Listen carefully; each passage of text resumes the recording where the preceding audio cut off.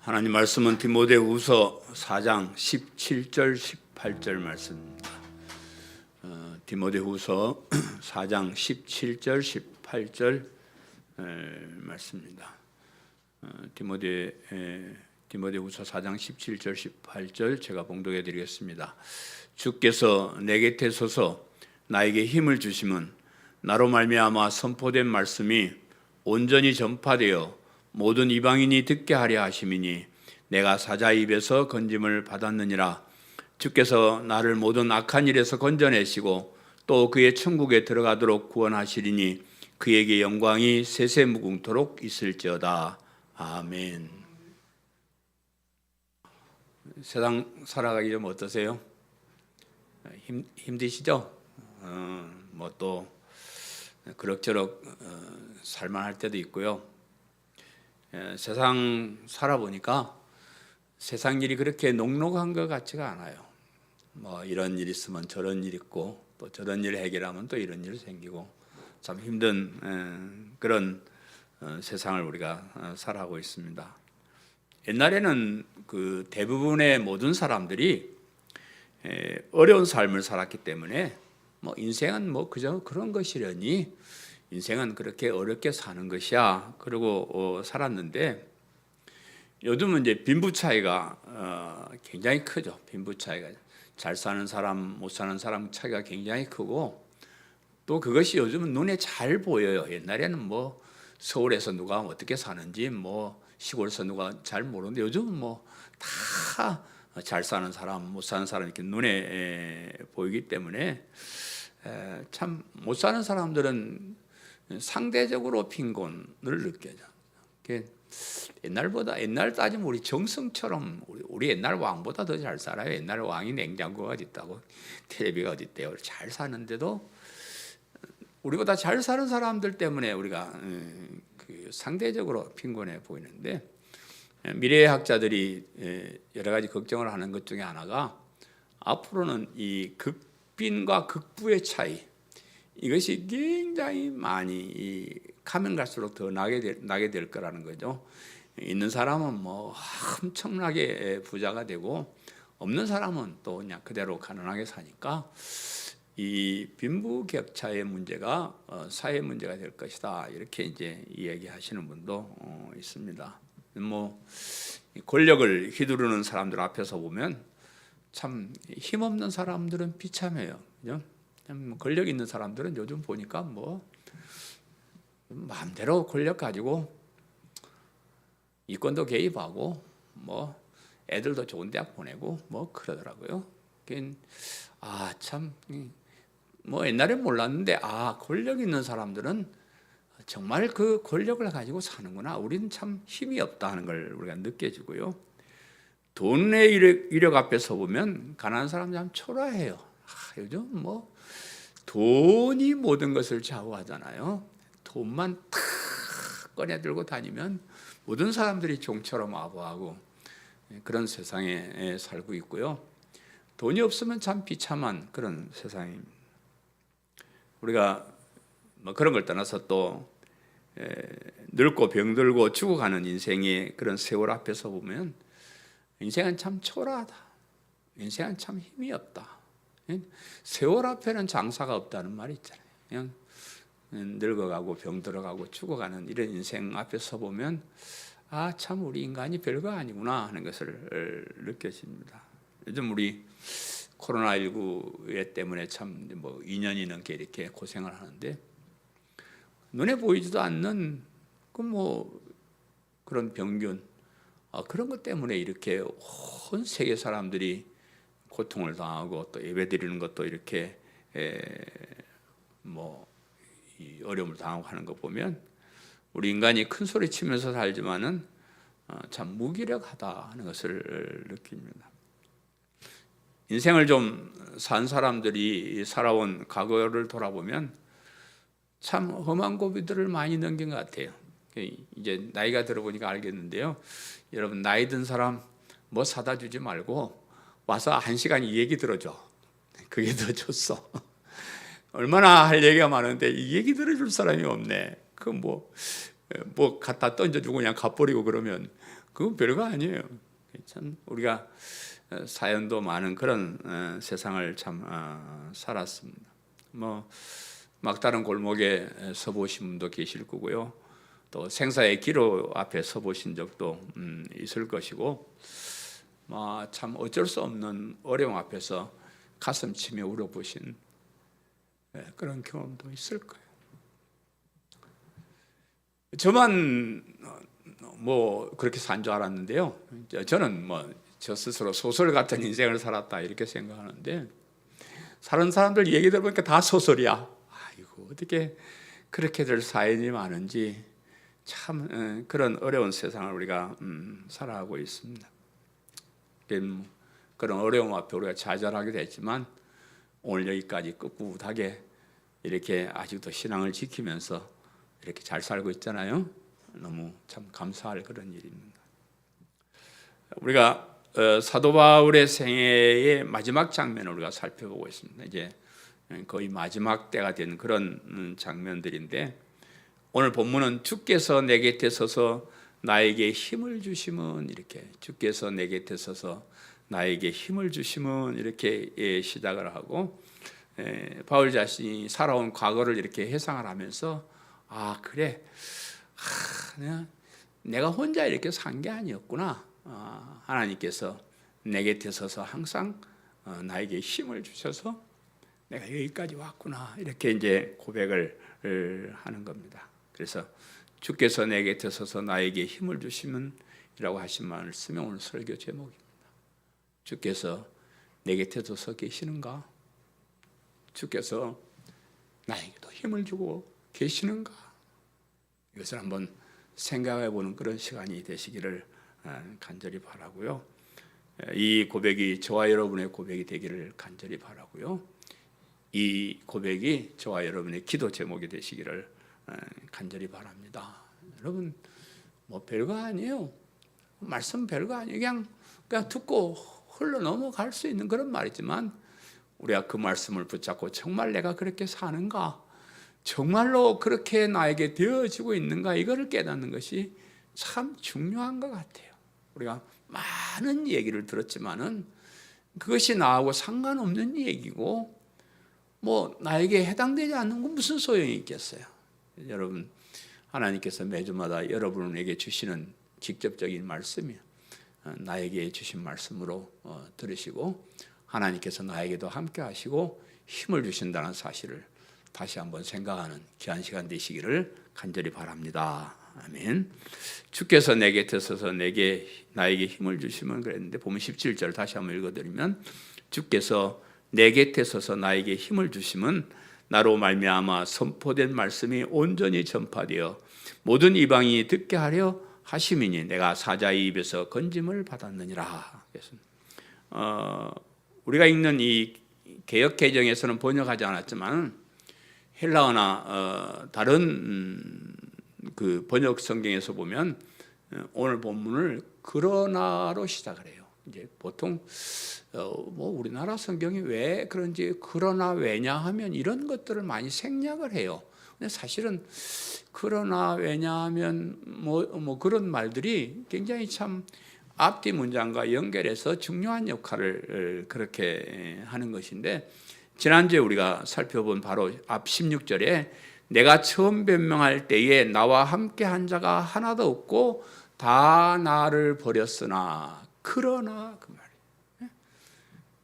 내가 어려움을 당할 때 한 사람도 나에게 없는 것 같았고 다 나를 떠났으나 그러나 한 분, 복음의 주인이신 주님께서 내 곁에 계셨고 나에게 힘을 주셨다, 이 말이에요.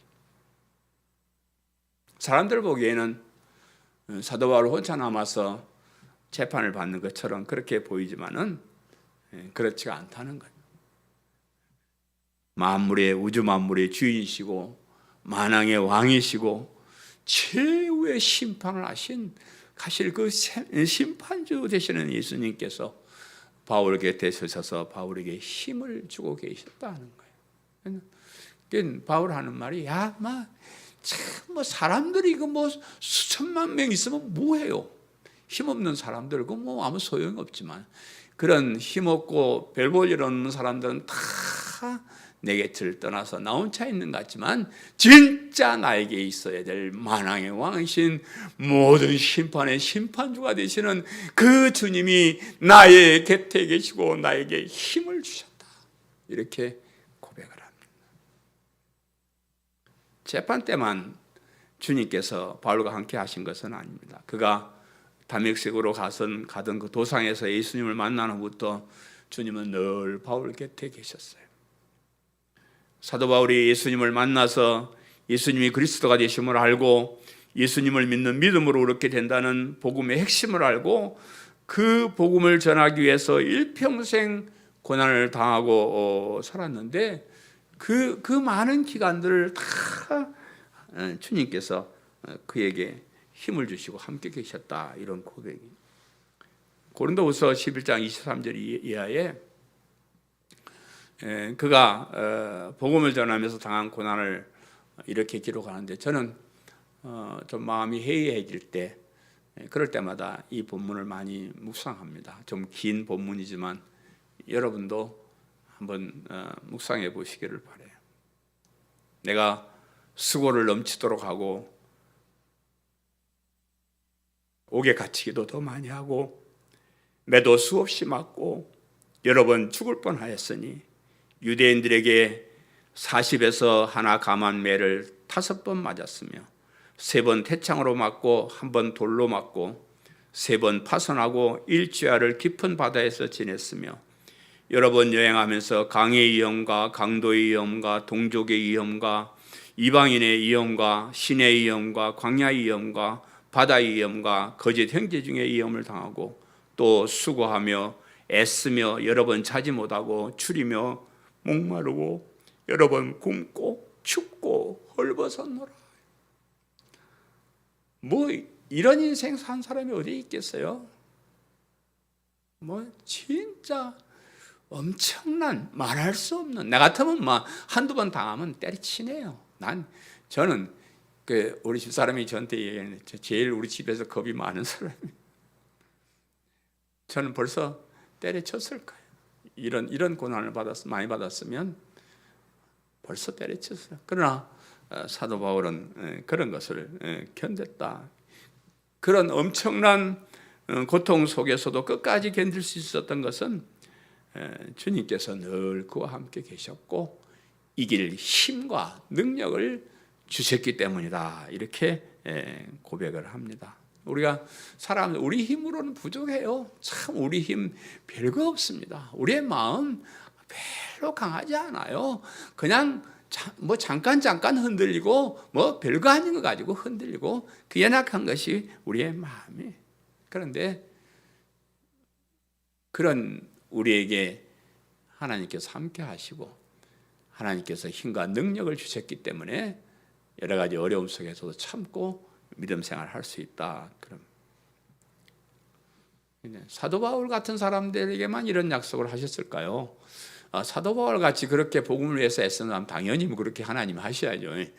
근데 사실은 사도 바울뿐만 아니라 모든 성도들에게도 그렇게 하시는 거예요. 예수님께서 예수님의 제자들에게 이렇게 말씀하셔요. 내가 너희에게 분부한 모든 것을 가르쳐 지키게 하라. 볼지어다 내가 세상 끝날까지 너희와 항상 함께 있으리라. 제자들에게 너희와 항상 함께 있으리라 그랬고요. 또 예수님께서 세상을 떠나시면서 이렇게 말씀하셨어요. 내가 아버지께 구하겠으니 그가 또 다른 보혜사를 너희에게 주사 영원토록 너희와 함께 있게 하시리니. 여러분이 오해하실까 봐 제가 미리 말씀을 드리는데요. 예수님이 부활 승천하시고 하나님 보좌 우편에 계시잖아요. 우리가 눈으로 볼 수 있는 그런 모습으로 부활 승천하셨는데, 그 예수님은 재림하시기 전에 이 세상에 오시지 않습니다.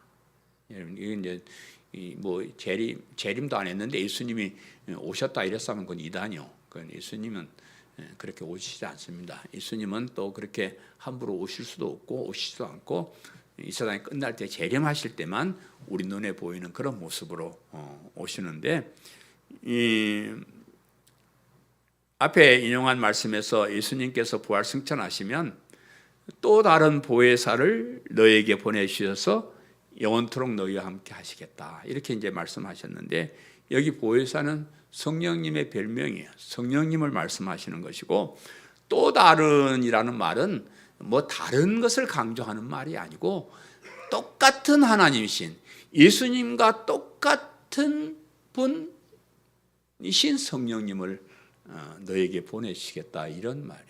그러니까 우리가 사과를 이렇게 딱 이제 사면서 사과를 하나 샀는데, 저거 똑같은 사과 하나 더 주시오, 이렇게 말할 때 다른 것을 달라는 말이 아니라 똑같은 사과 하나를 더 달라, 이런 말인데, 또 다른 보혜사란 말은 원어적으로 그런 뜻이에요. 똑같은 하나님이신 성령님을 너에게 보내실 것이다.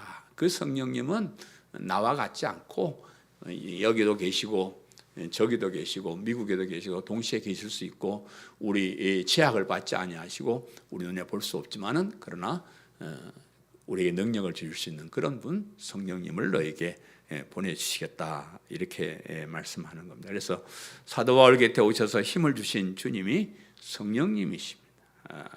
예수님의 제자들에게 세상 끝날까지 함께 하신다는 분도 성령님이죠.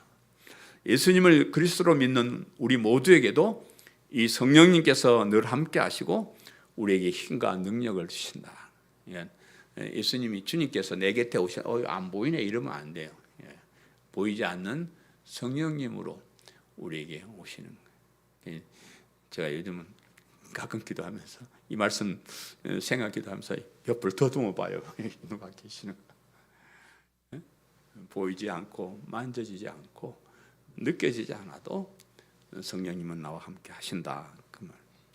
우리가 가는 이 믿음의 길이 힘들고 어렵게 보여도 너무 염려하지 마시기를 바라요. 성령 하나님께서 늘 우리 곁에 계십니다. 우리에게 힘을 주실 것이고요.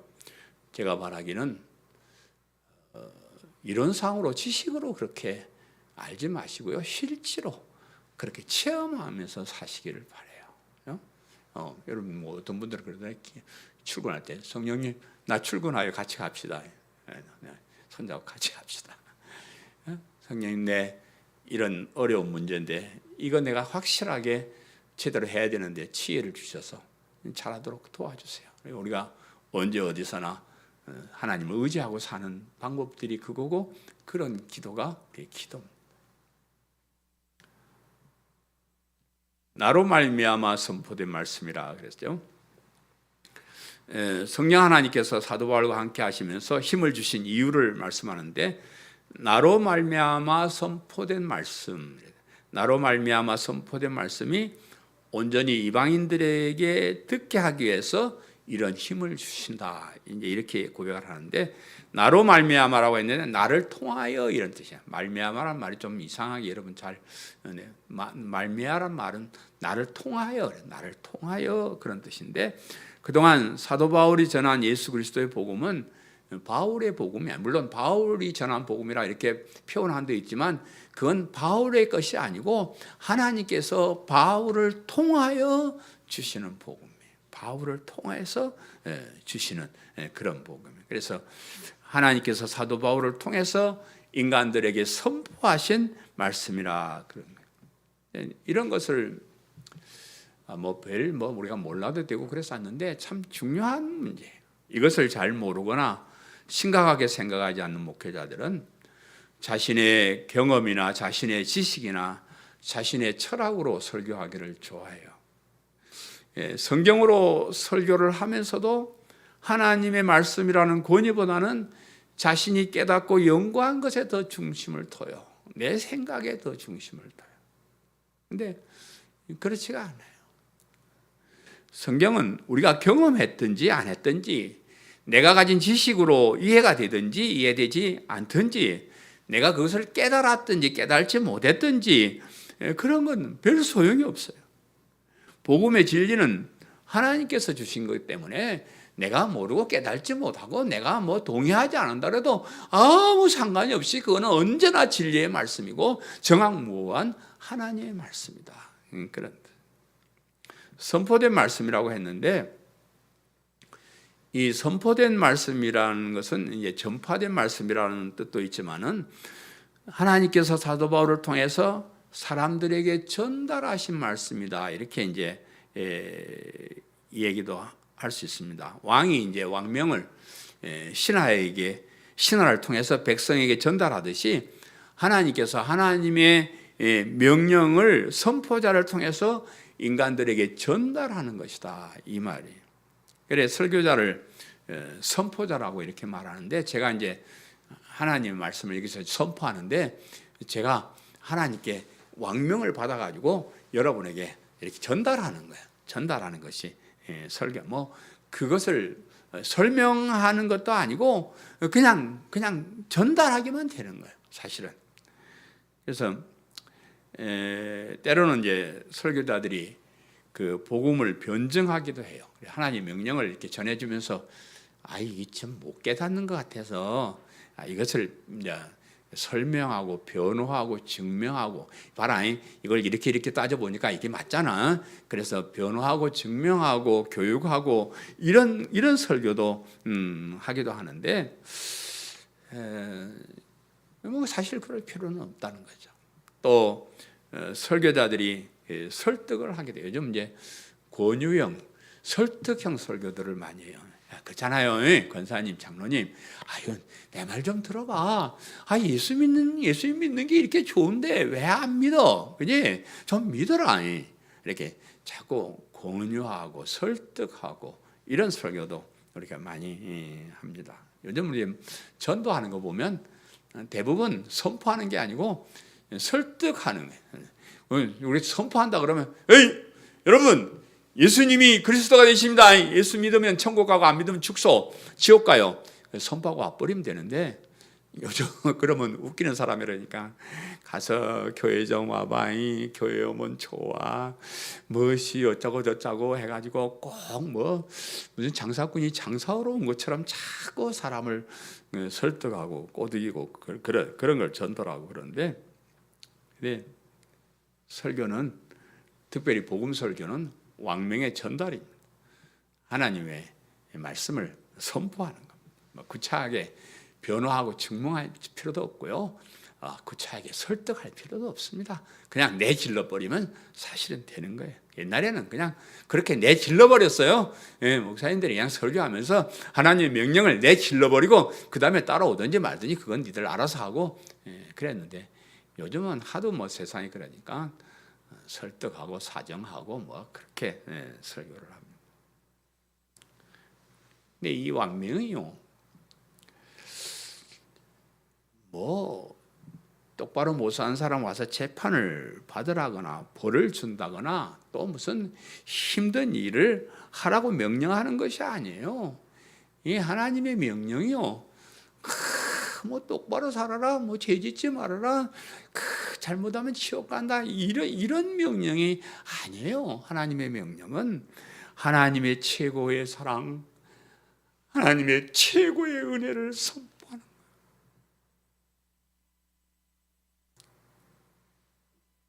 그 명령을 받고 그대로 따르기만 하면 의로운 사람이 되고 하나님의 자녀가 되고 영원한 생명을 얻는다는 너무 귀한 명령이에요. 그래서 이 명령을 우리는 복음이라 이렇게 말해요. 기쁜 소식을 전달하는, 기쁜 소식을 전달하는. 온전히 전파되어라고 했는데, 온전히 전파된다는 것은 완전하게 널리 전파된다, 그런 제가 여러분에게 복음을 전하면서 조금씩 뭐 맛보기만 보여준다든지, 또 뭐 가까운 곳에 있는 아는 사람에게만, 난 다른 사람 나 얘기 안 하고 당신 친하니까 당신한테만 얘기해, 그렇게 뭐 가까운 사람에게만 나눠주는 것이 아니고 완벽한 복음을 세계 모든 사람들에게 나눠준다, 그 말이 온전히 전파되어, 이런 말이에요. 오늘 많은 사람들이 복음을 전파한다고 하지만은 그 복음이 부분적이든지 조금 잘못되었든지 완벽하지 못한 복음을 전하는 사람들이 많이 있습니다. 그냥 늘 목사님들 만나면 복음 그러니까 사람들이 예, 복음을 전해야죠. 근데 얘기를 잘 들어보면 그 복음이 부분적인 거예요. 뭐 좀 더 잘못된 것도 있어. 완벽하지 못해. 그냥 조금씩 알고 있는 그런 것을 복음이라 생각하고 그렇게 말을 해요. 때로는 알면서도 욕심이 많은 악덕 장사꾼들처럼 사기꾼들처럼 감추고 속여서 자기의 이득을 취하려고 거짓 복음을 전하는 사람들도 많이 있습니다. 밖에 있는 이단들, 교회 안에 있는 거짓 선생들, 이게 완벽한 복음을 전하지 못하는 그런 사람들이 많이 있습니다. 복음에다 뭘 섞으면 안 돼요. 복음은 너무 귀한 정금 같은 것이기에 거기다가 뭘 찌꺼기를 자꾸 섞으면 그게 이상한 것이 돼버려요. 또 거기에 있는 뭘 또 빼내도 안 돼요. 복음은 완벽하게 되어 있기 때문에 그거 그대로 전달하는 거예요.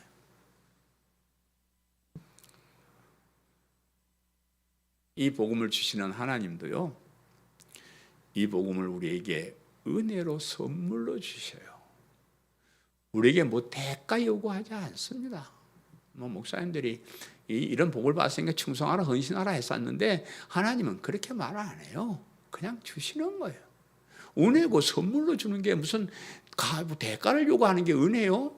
은혜는 대가 없이 그냥 주는 게 은혜요. 받을 자격이 없는 사람이 받는 게 은혜요.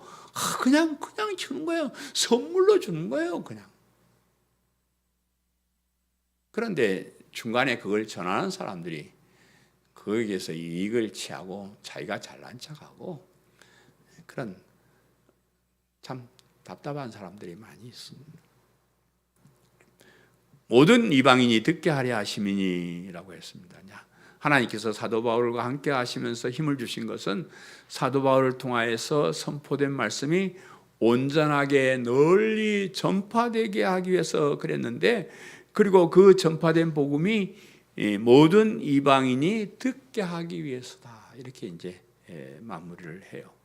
사도 바울은 한 곳에서 이렇게 목회를 하는 그런 사람이 아니고요. 세계를 다니면서 자꾸 선교사처럼 온 세계를 다니면서 이렇게 복음을 전하는 그런 사람입니다. 그래서 복음을 선포하는 일을 감당한 그런 사람이고, 이제 하나님께서 사도 바울에게 복음을 듣고 예수님을 그리스도로 믿는 사람들 가운데서 디모데나 디도 같은 그런 사람들을 이 목회자들이 나와서 지역 교회를 담당하고 성도들을 양육하는 일에 힘쓰게 되었습니다. 그래서 사도 바울은 고린도전서 3장 6절 7절에 이렇게 말합니다. 나는 심었고 아볼로는 물을 주었으되 오직 하나님께서 자라게 하셨나니 그런즉 심는 이나 물 주는 이는 아무것도 아니로되 오직 자라게 하시는 이는 하나님뿐이니라. 이렇게 말씀하죠. 바울은 복음의 씨를 뿌리고 아볼로나 디모데 같은 목회자들은 그 복음의 씨가 열매를 맺도록 물을 주지만 자라나게 하시고 열매를 맺게 하시는 분은 하나님이시다. 이렇게 얘기를 해요. 우리도 바울에게서 배운 복음의 씨를 뿌리고 그 씨가 잘 자라도록 성경 말씀으로 성도를 양육하고 그럽니다. 그런데 우리가 거기까지 우리가 하는 일이에요. 그 복음을 듣고 예수님을 그리스도로 믿고 믿음 생활 잘하게 하시는 분은 하나님이시에요. 하나님께서 그렇게 하시네요. 우리의 노력만, 인간의 노력 가지고 이게 결실이 되는 게 아니에요. 사람들은 막 전도해서 애터지게 그 사람 교회로 끌고 와서 막 거기서 열매를 맺게 하려고 그렇게 노력들을 요즘 많이 해가지고 그렇게 하는데 그거는 인간의 영역이 아니에요. 우리는 그냥 명령 그대로 전파하고 그냥 거기다 대해서 설명하고 그러면 그 믿음이 싹이 트게 하시고 자라게 하시고 열매 맺게 하시는 분은 하나님이시다. 하나님께서 선택하신 하나님의 백성이 아니면 성령님께서 그 곁에 오시지 않으시고 성령님께서 힘을 주시지 않으면 예수님을 믿는 믿음으로 고백할 수도 없고 그 믿음을 끝까지 가지고 있을 수도 없다. 그럼 그래서 거꾸로 바꿔서 긍정적으로 우리가 생각하면 우리가 예수 그리스도의 복음을 온전히 있는 그대로 전하기만 하면 성령 하나님께서 그에게 역사하셔서 믿음을 가지도록 힘을 주실 것이다. 우리는 그냥 그대로 선포하면 되는 거예요. 그냥 사람들한테 자꾸 설득시키려고 복음을 변질시키고 가짜를 집어넣고 그럴 필요가 없다는 거예요. 그냥 온전한 복음을 그대로 전달하면 그것이 자라게 하고 열매 맺게 하시는 분은 하나님이시다. 하나님께서 그렇게 하신다. 그 말. 우리는 그냥 최선을 다해서 복음 있는 그대로 전하는 겁니다. 그리고 그것이 진짜라고 성경을 통해서 자꾸 얘기를 해주는 겁니다. 하나님께서 그 속에 오셔서 역사하시고 믿음을 주신다는 것. 두 번째, 내가 사자의 입에서 건짐을 받았느니라. 17절 마지막 부분에 내가 사자의 입에서 건짐을 받았느니라 그랬습니다. 여기 이제 사자의 입은 실제로 로마 시대의 기독교인들이 원형 경기장에 던져져 가지고 사자를 거기다 원형 경기장 풀어놓고 기독교인을 거기다 집어 던져 넣으면 사자들이 와서 뜯어먹고 하는 그런 일들이 있었습니다. 그래서 그런 형벌을 바울이 받지 않았다 하는 말이다 이렇게 이제 생각할 수도 사실 있어요. 근데 사실 사도 바울은요 로마 시민권을 가진 사람이에요. 그 로마 시민권을 가진 사람은 아무리 악한 죄를 지어도 그 사자 원형 경기장에서 사자에게 내 던지는 그런 극형은 처하지 못하도록 법으로 만들어 놨습니다.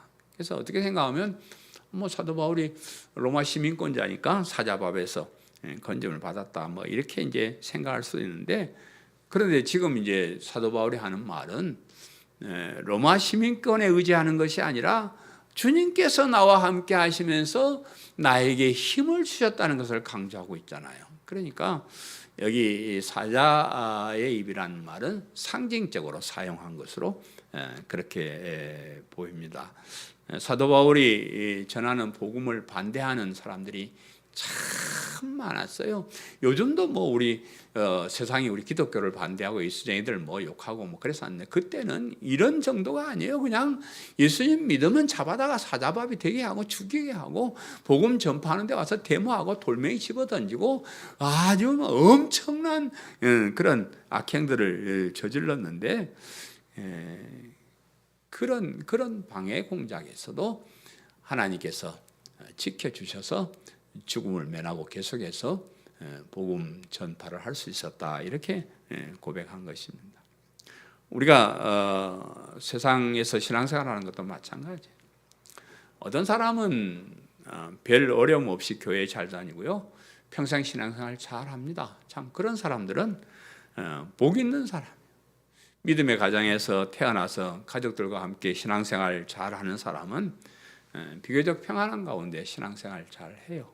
그러나 이제 믿지 않는 가정에서 혼자 신앙생활하는 사람은 참 어려워요. 옛날에는 짝가정이라 그랬어요. 혼자만, 남편이나 아내가 혼자만 오거나 자녀가 혼자만 오거나 이런 짝가정에서 신앙생활하는 것은 참 어렵습니다. 가족들의 반대도 물론 있고요. 또 혼자 신앙생활할 때는 사탄이 많이 유혹을 해요. 그래서 여러분 믿음이나 또 세상 살아가는 거 혼자 있지 마세요. 항상 가까운 사람 같이, 신앙인들과 같이, 교회도 그래서 우리 같이 있는 거예요. 혼자서 신앙생활하면 사탄이 와서 10층 8구 유혹을 해요. 그래서 우리가 함께 모여서 이렇게 함께 기도하고 그렇게 하는 거고, 또 이왕이면 가족들도 함께 신앙생활하고 그러면 참 좋습니다. 우리 교회가 여러분 다 경험하셨지만은 근 30년 동안 우리는 초등학생들, 중고등학생들 전도하려고 노력을 많이 한 교회고, 또 사실 옛날에는 전도도 많이 했어요. 근데 제가 이렇게 살펴보면요, 애들이 한 계단 올라가면서요, 한 사람 두 사람 이렇게 떨어져 나가요. 떨어져 나갑니다. 계속해서 신앙생활하는 건 참 어렵습니다. 우리 성도들도 이제 초신자들은 교회에 오셔가지고 처음에 뭐 세례 받을 때, 또 집사 직분 받을 때, 또 뭐 좀 더 뭐 깊이 들어가려고 할 때 그런 시험들이 다 이렇게 있더라고요. 그런 것을 잘 우리가 견디고 이기고 그렇게 해야 되는데, 한 계단 두 계단 올라가면서 첫 번째 시험 합격, 두 번째 시험 불합격, 첫 번째, 두 번째, 세 번째 하면 네 번째 불합격, 이런 사람들이 참 많이 있습니다. 그래서 그럴 때일수록 주님 의지하고 살아야 되는데, 그 여자분들이 이 가정에서 어머니들이 신앙생활 잘하는 게 참 중요하더라고요. 그죠? 참 중요합니다. 남편들은 좀 시원찮아요. 남편들은 다 저를 위시해서 모든 남편들은 신앙이 좀 시원찮습니다. 근데 아내들이 다 신앙으로 중심을 잡고 있으면요, 그 가정은 그래도 참 오랫동안 신앙생활해요. 저희 고모님들이 참 많은데요. 저희 친고모도 5분이고 단고모도 한 10분 되고 참 고모님들 하시는데, 옛날에는 그 신앙생활하는 남자들이 별로 없었어요. 교회 가면 여자들만 수두룩 하고 시집 갈 데가 없어. 그래가지고 거의 대부분이 안 믿는 집에 시집을 갔는데, 우리 고모들은 대가 세가지고 안 믿는 집에 시집 가가지고 집안을 갖다 확 뒤집어 엎어가지고 신앙생활 잘하게 다들 만들고 그랬습니다. 그래서 우리 여자 성도님들은 그런 사명감을 가지고 가정에 보내졌어요. 여러분 남편이나 부모님이나 자녀들이 사탄의 유혹에 넘어가지 않고 신앙생활 잘하도록 끝까지 붙잡고 기도하고 그렇게 해야 됩니다. 포기하지 마시고 끝까지 그들을 위해서 기도하는 어머니들 되시기를 바라고요. 우리 앞에 있는 사자의 입은 무엇일까요? 우리 앞에 있는 우리에게도 사자의 입이 있는데, 믿음으로 그리스도 안에 살고 있는 우리를 믿음에서 떠나게 하려고 유혹하는 세력들입니다. 우리가 예수 그리스도의 복음을 바로 전하는 일을 방해하는 그런 세력이에요. 여러분 저에게 말을 안 해도요, 여러분 많이 시험 받고 유혹 당하고 마음에 그냥 혼란, 그런 세월들 많이 있었잖아요. 많이 있어요. 저도 이제 복음을 전하는데요, 복음만 전하니까 뭐 교인들도 별로 안 오고, 그래서 나도 뭐 아싸라비아라 좀 하고 뭐 좀 뻥이라도 좀 쳐가지고 그냥 사람들 좀 불러 모아가지고 우와 아주 훌륭한 목사네 이런 소리 듣고 싶은 유혹 많이 받습니다. 이런 유혹들이 사자의 입입니다. 그래서 베드로 사도는 베드로전서 5장 8절 9절에 사자를 이렇게 표현합니다. 근신하여 하라, 깨어라.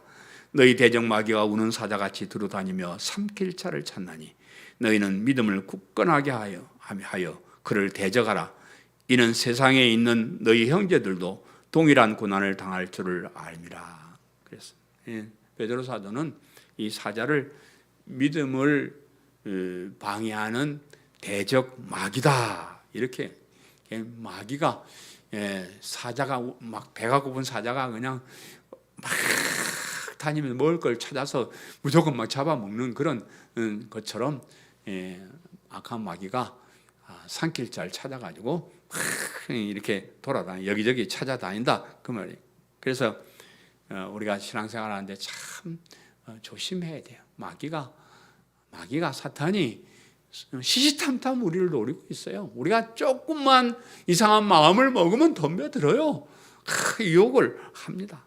그래서 주로 이 마귀가 초신자들이나 또 혼자 있는 신앙생활하는 그런 사람들을 많이 찾아다니기 때문에 특별히 조심을 많이 해야 되고요. 마귀는 귀신같이 우리를 잘 압니다. 우리보다 우리를 더 잘 알아가지고 우리가 가진 약점들을 너무 잘 알아서 그 약점을 공격을 하고 그 약점을 유혹을 하는데, 여러분 스스로 나는 뭐가 약점이 있어 라면 그 약점을 붙잡고 기도하셔야 돼요. 그 약점 때문에 유혹당하지 않도록 여러분 기도를 하셔야 됩니다. 돈에 약한 사람은 돈으로, 명예에 약한 사람은 명예로, 이성에 약한 사람은 이성으로, 놀기를 좋아하는 사람은 쾌락으로, 마음이 약한 사람은 고난을 당하고 어려움을 당하게 해서 이 믿음을 버리게 이렇게 만드는 것이 이 사자, 마귀, 귀신의 역할입니다.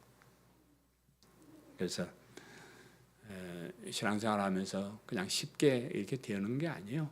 우리 오늘 여기까지 이렇게 왔는데요. 여기까지 온 것도 쉽게 와지는 게 아닙니다. 주님께서 항상 여러분의 곁에 서셔서 여러분에게 힘을 주셨기 때문에 오늘까지 신앙생활을 지키면서 살아온 줄 믿으시기를 바랍니다. 제가 여러분에게 설교를 너무 어렵게 하는 것 같아서 죄송해요. 제 설교가 좀 어렵습니다. 그죠? 우리끼리만 듣는 게 아니고요. 인터넷으로 중계가 되고 듣거나 말거나 일단 세계 모든 사람들이 들을 수 있도록 또 설교 원고가 이렇게 오픈되어 있고 그렇습니다. 그래서 대강적당히 할 수가 없어요.